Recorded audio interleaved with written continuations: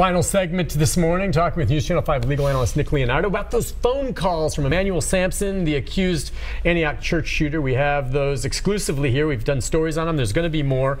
We can take your calls. We're streaming live at newschannel5.com. And you keep emphasizing to me during the breaks, Nick, you have to get someone to interpret the Sudanese phone calls where he's speaking in another language, because who knows what's in there. And he's absolutely right. We just haven't been able to find someone yet. Just briefly, while I was putting these stories together, and I had to spend time in court yesterday. We're going to go after that today. The Tennessee Foreign Language Institute absolutely is a good place to go. We'll get someone to come over. They're certified too. They're certified. Yeah, you want to make sure who's interpreting for you is someone you can trust and they're telling you what's actually, because I have no way of knowing. Well, and really hats off to you too. I mean, good job on going after this. I mean, just a shot in the dark. Just decided I would make a request, and so in this biz, I didn't even know if he made calls. That's right. I just asked if there are some, and everything was legal and above board. I mean, it's not like someone slipped these to me. This is a legit process.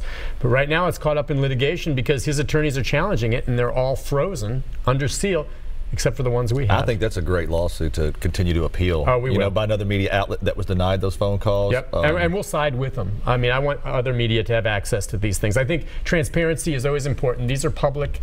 The callers are always alerted that they're being recorded. I'm sorry. It's something that should be made public. It shouldn't be hidden. Well, and they know. It's just like when you call Comcast, you call NES, they tell you this phone call is going to be recorded for quality assurance. I mean, these people know in their own notice that these calls are going to be recorded, or they are being recorded. Exactly. And it's taxpayer-funded equipment. It's equipment there. But the calls, by the way, are not being paid for by you. Prepaid or collect calls. Let's go to Brian. Hey, Brian. Good morning. Hey, he's from Sudan. He's a non-legal resident. He's not illegal, but he's not legal. He's in a weird gray area. And he's been here since he was a kid, and he tried taking the citizenship twice, and he flunked. And this is a guy who supposedly graduated from Milo Junior Community College. And he was training to be a security guard.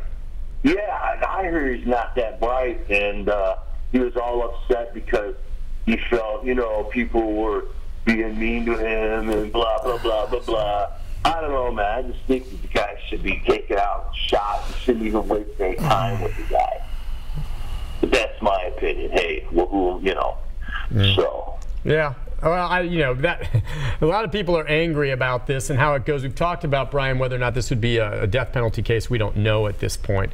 The indictments will come back. The indictments won't just be for the murder of the woman, but will also be likely for the injuring. I mean, it'll cover everything. There'll be attempted murder. There'll be first-degree murder, several different counts, and maybe some alternating theories on. And if there are some underlying felonies there, which I'm not sure. Yeah, and it'll be interesting to see as they continue to delve into this, what connection he may have had to Burnett Chapel Church.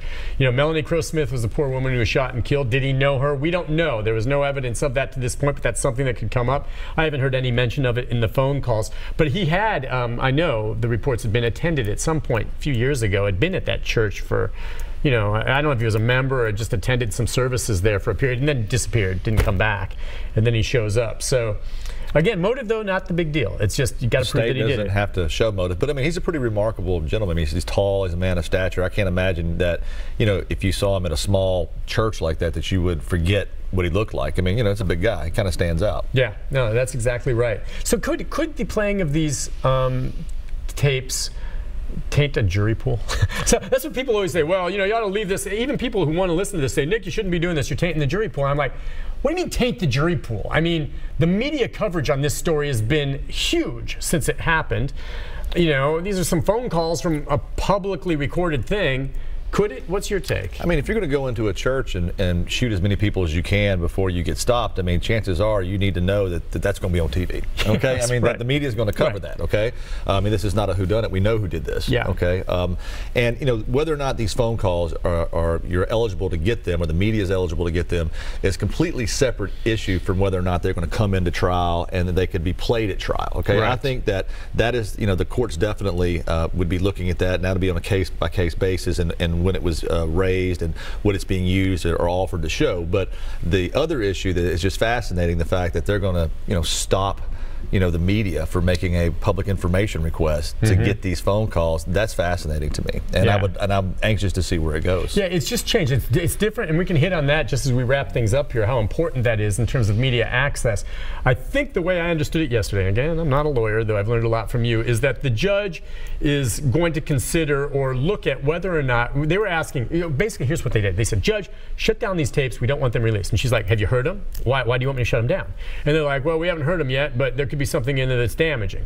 Now, I don't know why that would be an issue. And the judge is like, well, if we don't even know what the content of these are, then I can't rule. But Nick already has it, so we're going to let him keep them.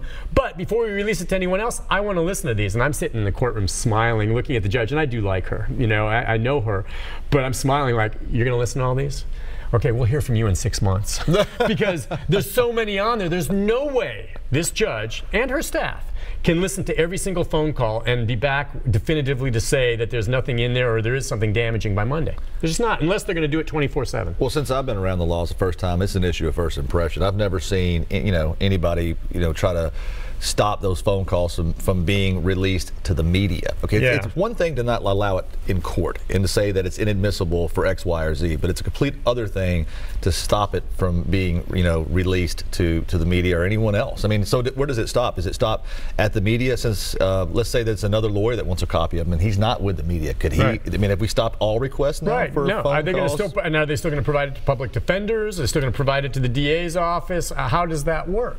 Absolutely. I agree with you. It's a slippery slope, because what could come out of this is a precedent-setting decision that will then be challenged in court and could be a problem in terms of transparency and the importance of providing information to you, the viewer. I mean, well, I haven't heard anything, and I mean, maybe there's more to come, but we haven't really heard anything that's really damning to him. I have yet. I mean, maybe that second one brings up questions. Well, he had an argument that night before he left, but he doesn't say what he did after he left, so that's not on there. Rick is asking, he goes, do you think the defense knows there is something incriminating on those phone calls and that's why they're trying to suppress?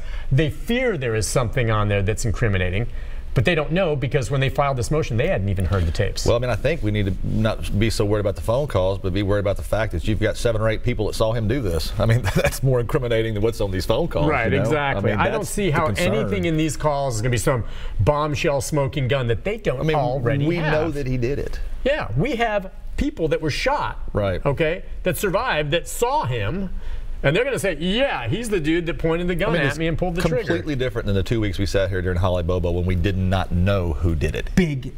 Huge difference. Huge difference. You're already starting off with a very difficult case, and John Wing is a great lawyer, but this is a tough case. Yeah, in these cases, sometimes I just think they're going to do what they can to minimize whatever sentence he gets because he's going to be convicted. I mean, he's going to get indicted, and then he's going to be convicted. And he's clueless. I wonder what he's like as a client when they sit down and talk to him. Because he honestly does. I do believe, too, based on what I've heard, there were a couple times where his girlfriend brought up things that might have taken us to the day of the shooting and all that. And I was like, oh, okay, now I want to listen here. And you can tell he steers away from it. He doesn't go into any detail. I'm pretty sure that his attorneys early on, before even I got hold of these, told him, listen, you make your calls, but you better darn well know that this is recorded and it could come back to haunt you. The problem is, seriously, Nick, he's been on the phone half hour and then it expires. Another half hour. He's on the phone 5 times a day. Okay, 140 calls, and the calls average a half hour each. And he's only been locked up, what, a month, little over a month? Little bit over a month. And I wonder if he's still making those calls right now as we speak.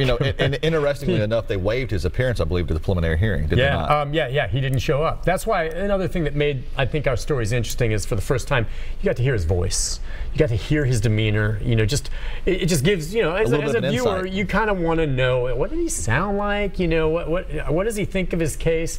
And that's of interest in a case. I think it's in the public interest. We deserve to know some of these things. Is it crucial? No. Does it damage the case? I don't think so.